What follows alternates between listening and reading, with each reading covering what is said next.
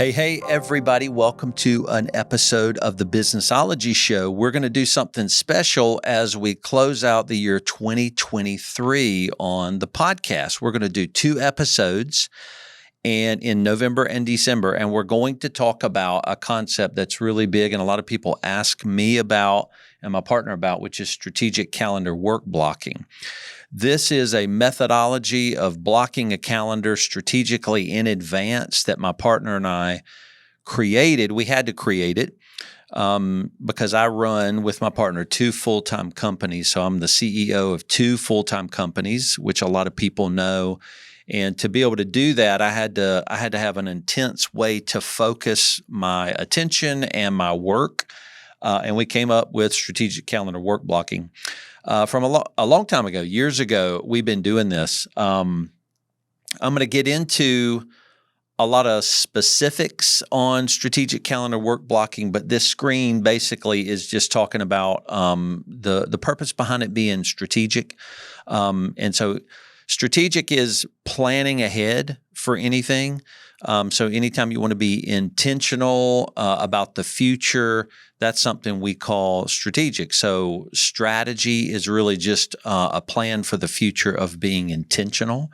That's really what that means. And then when you put strategic calendar work blocking together, you're basically saying we're intentionally going to decide what our future is, put it on a calendar, and then we're going to work inside of the strategy of the pre-planned intention of our time, focus, and where we'll devote our resources. So that's kind of what, while we're diving into strategic calendar work blocking.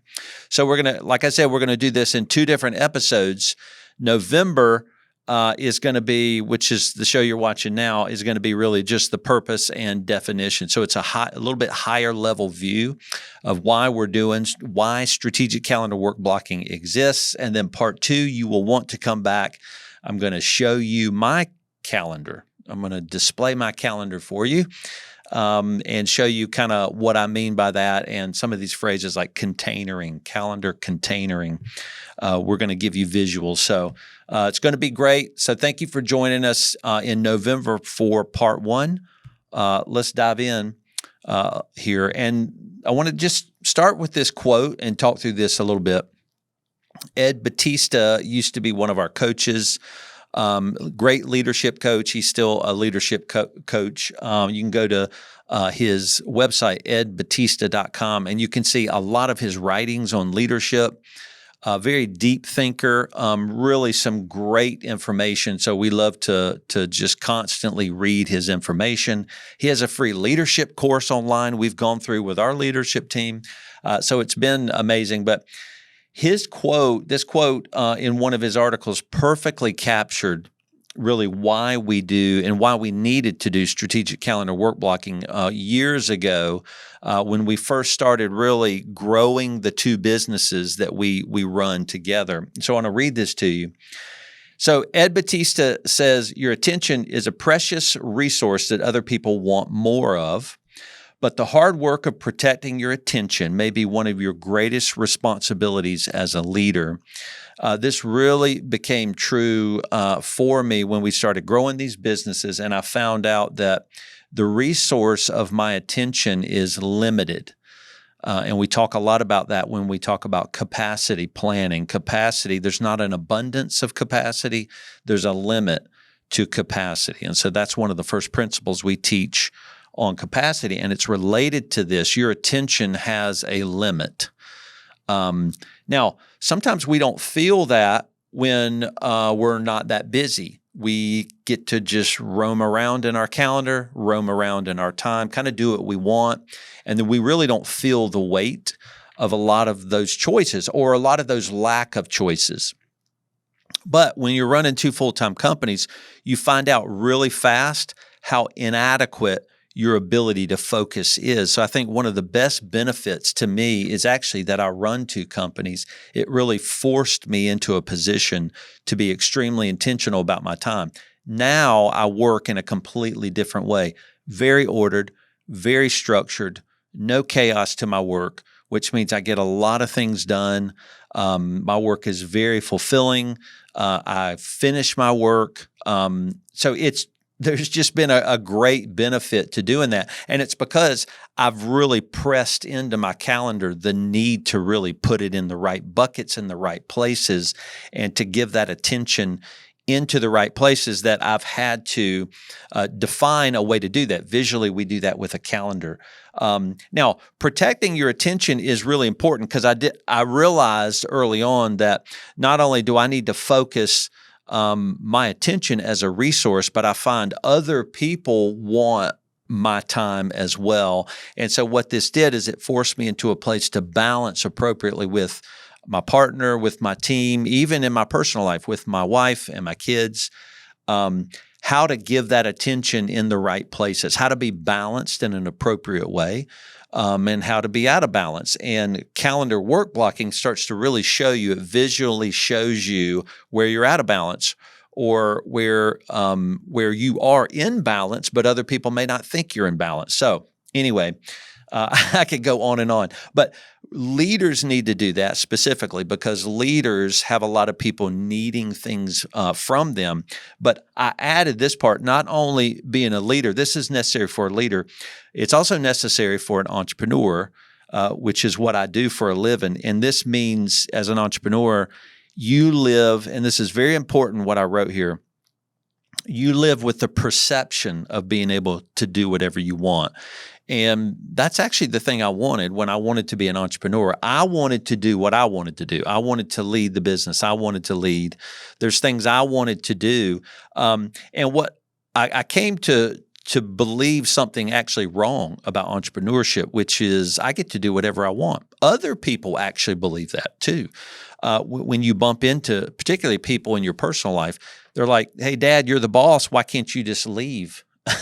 Why can't you just leave your business? So there is this perception, not only by the entrepreneur, but even people sometimes in your life, in your personal life, that think entrepreneurship means you can do anything you want.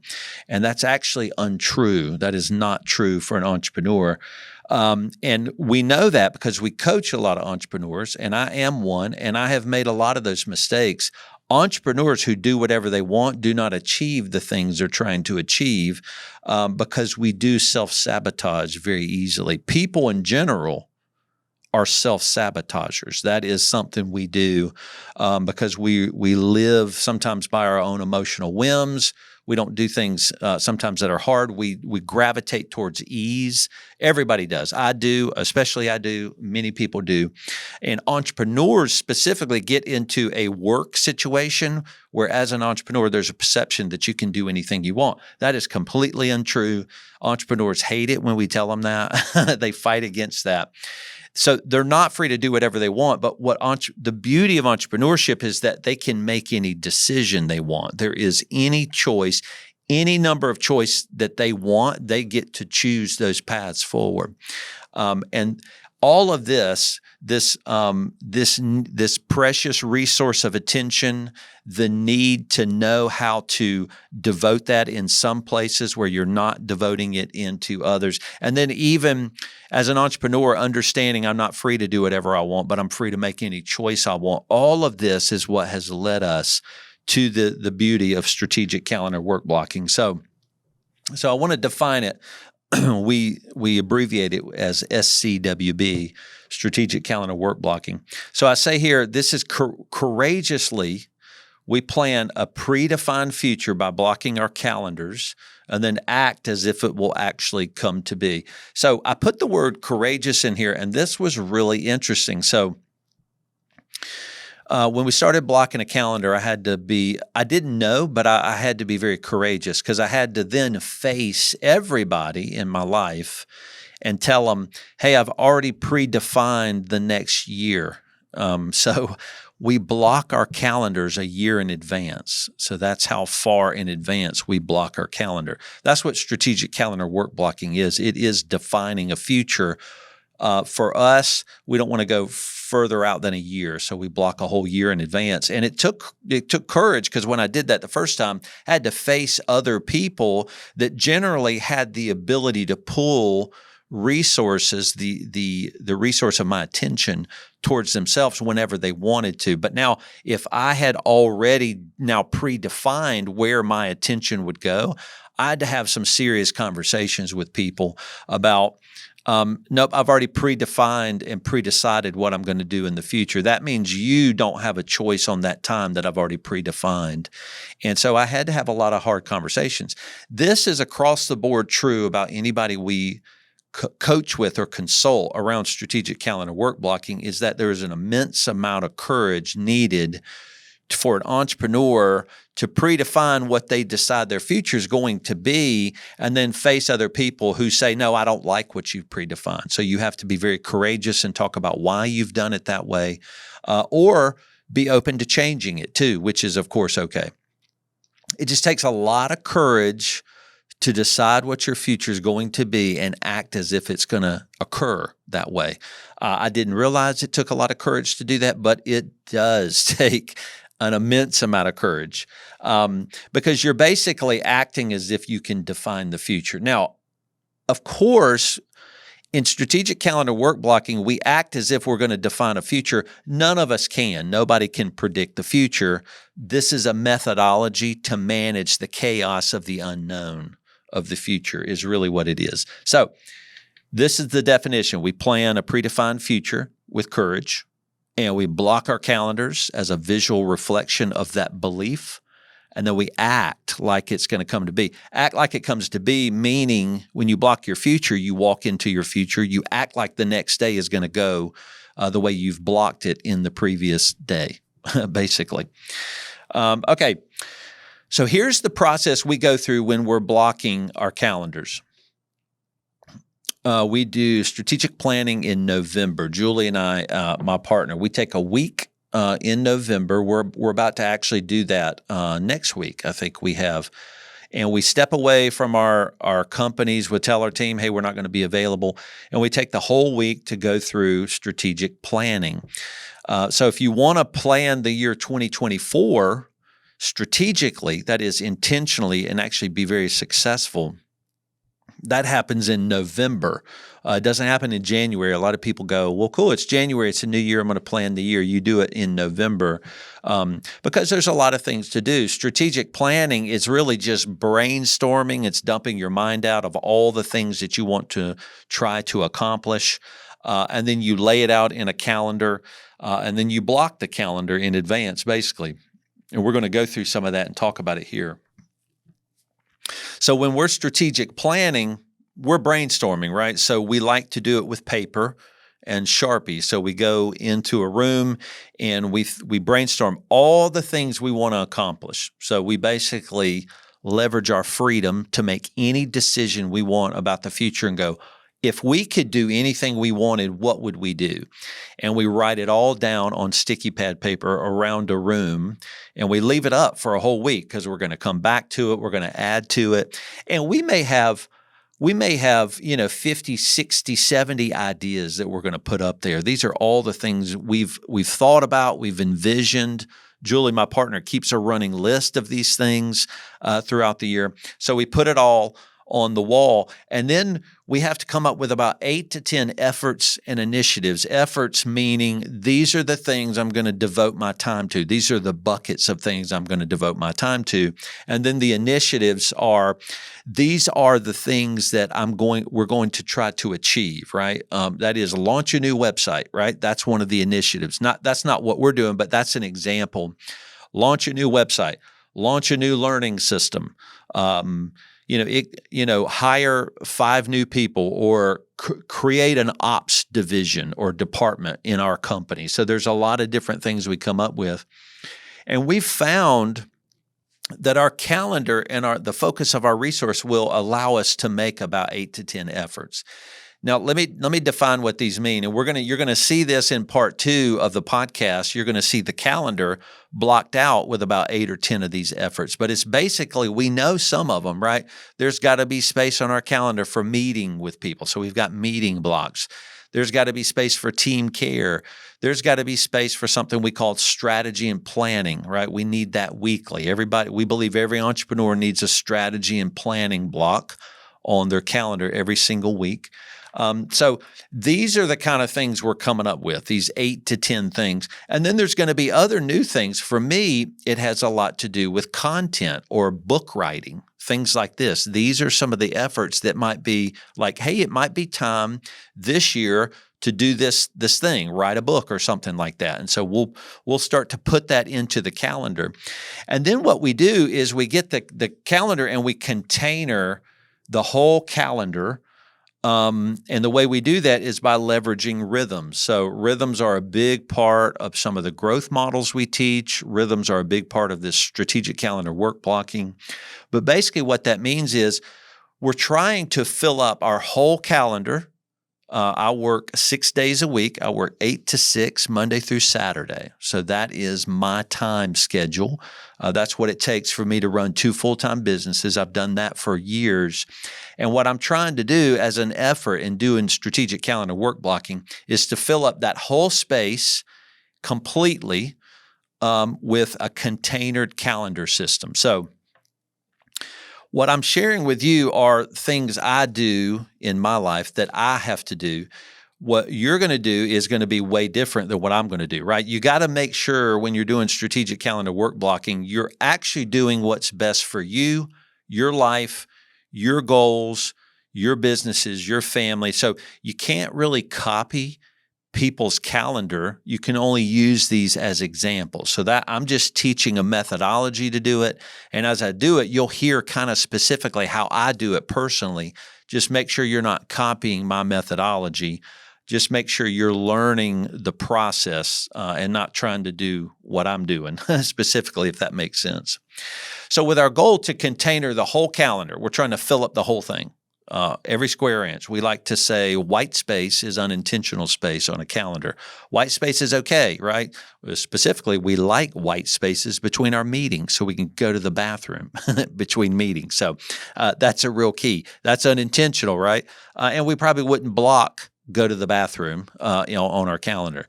But the way we use rhythms in number 3 is a rhythm is basically something that happens same day, same time on whatever recurring rhythm. So, for example, monthly, we want to try to do something. We want to leverage rhythms if we can in strategic calendar work blocking. And that basically means same time, same day every month. So if you're going to do something every single month, the best way to leverage your calendar in your future strategically is to do it on the same time and the same day.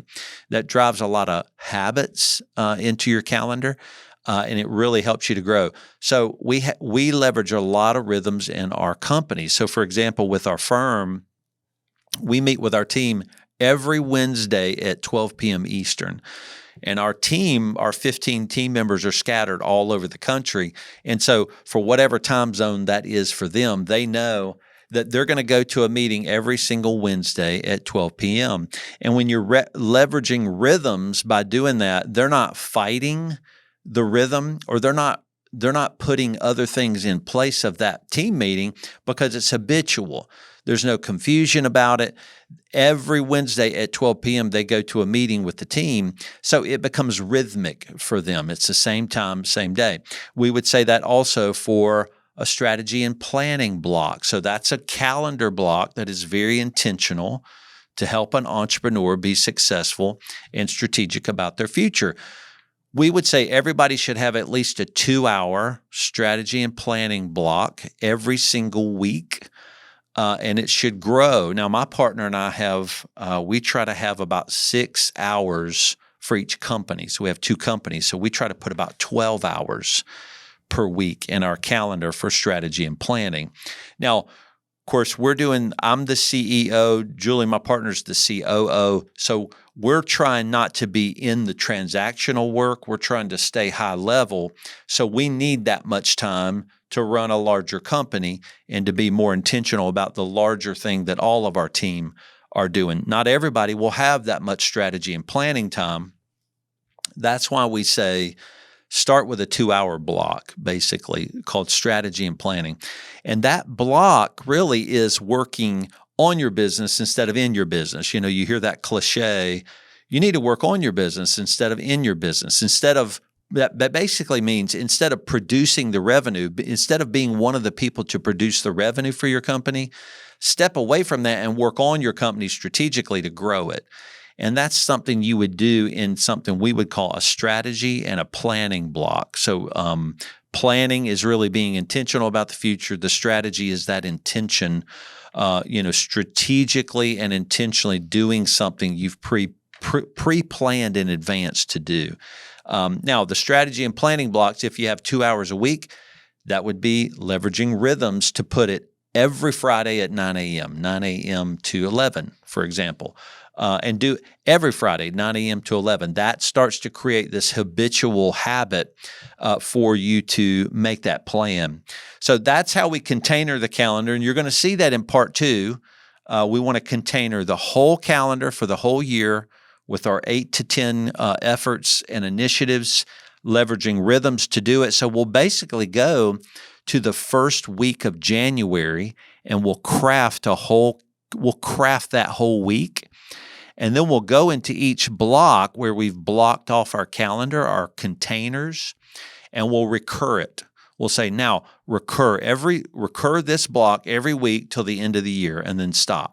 That's kind of how we'll leverage rhythms, because our Google Calendar will do it for us. It'll apply that rhythm and say, same time, same day. It has those settings. Those are very valuable settings to create a blocked calendar for the whole year.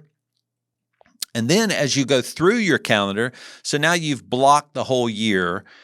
And then as you go through your calendar, you layer on top of the containers, you fill the containers up with actualities, the actual things that are happening in that year. And so, again, you're going to see the visuals of these in part 2. So it's going to be really important what I mean by layering on the containers. So if you look at your Google Calendar or whatever calendar you use, it's completely full. And then we'll go add another actual meeting. So for example, Tuesday afternoons and Thursday mornings, if those are meeting calendar containers, we'll rhythm those all the way through the year. So every Tuesday afternoon, every Thursday morning is 3 hours of containers called meetings.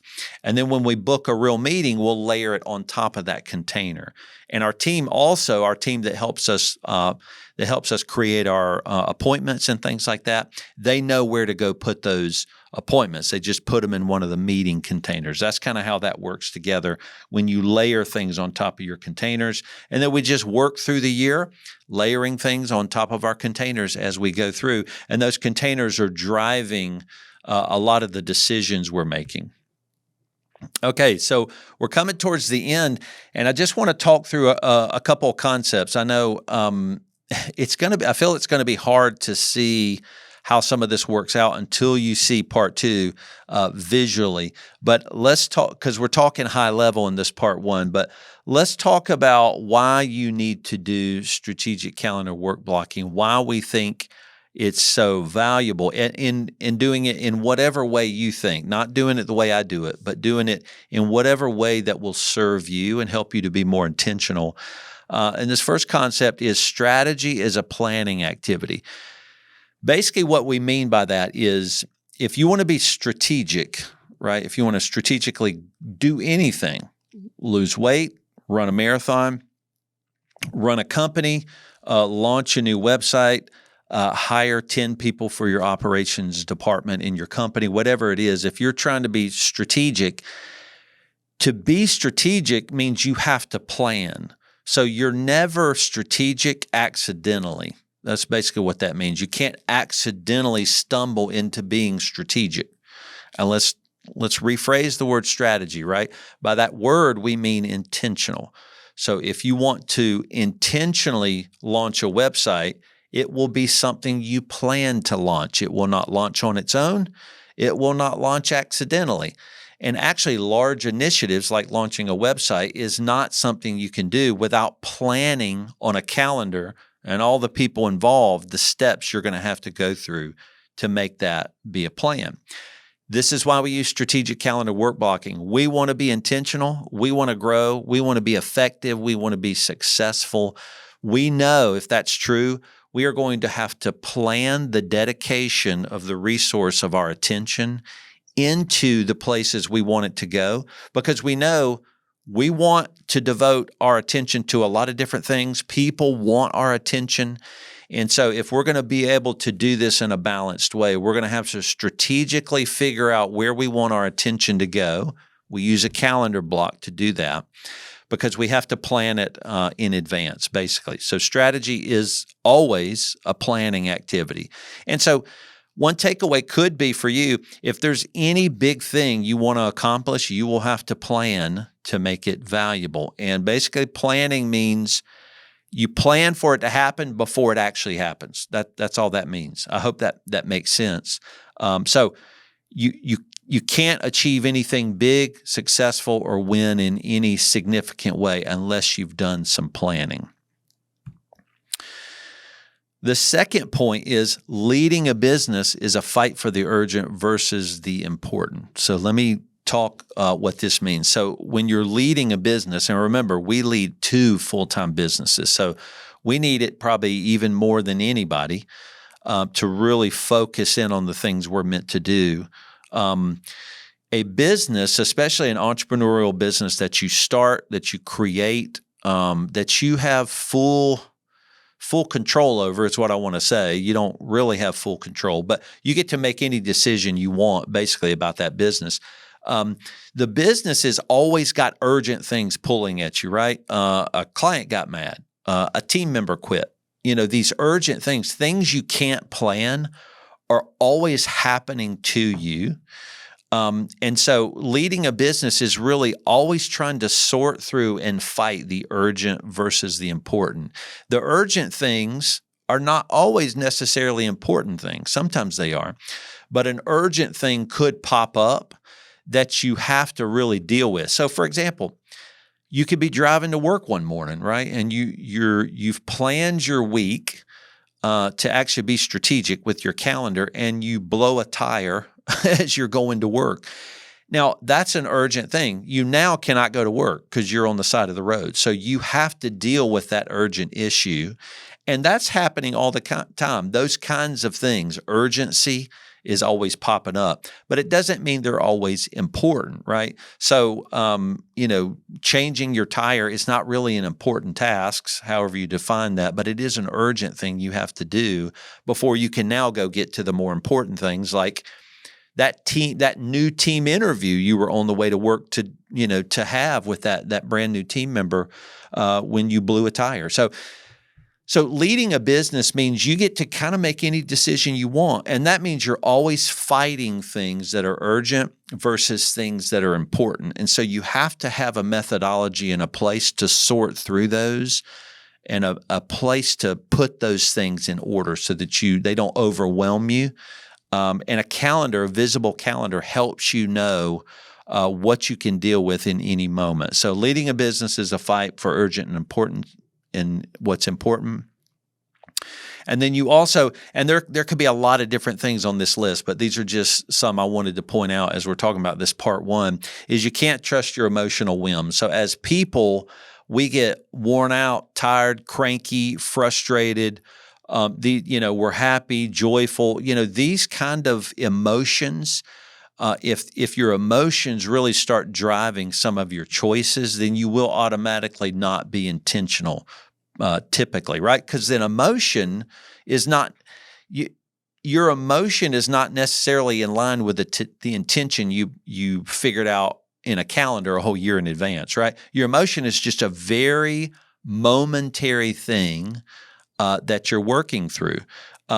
Or even if it's not momentary, right? If you're going through a bout of depression or something like that, and you're prone to that can be so overwhelming, and that emotion can really drive what you do in your life, when it can lead you to really not do things that you know are important. And so a calendar block, a visual calendar block can really keep you going when you're dealing with emotions.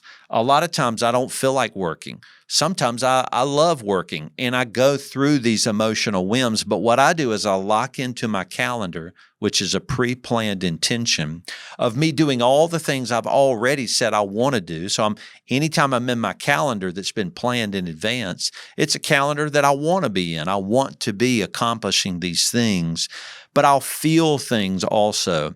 And I bring this up because we coach and consult with a lot of entrepreneurs who do lead their businesses through their emotional whims. And that's because they have a misunderstanding that they can do anything they want. And when they don't feel like working, they skip work. And when they live by their emotions, you find them to be very chaotic, overwhelmed because their work piles up on them. Very frustrated. They're not achieving some of their goals because they let their emotions have them kick off of work on Friday early or something like that. And again, doing those things is not wrong, but if you let an emotional whim skip work for a day, it means you're not achieving whatever intentional growth goal you had for that day.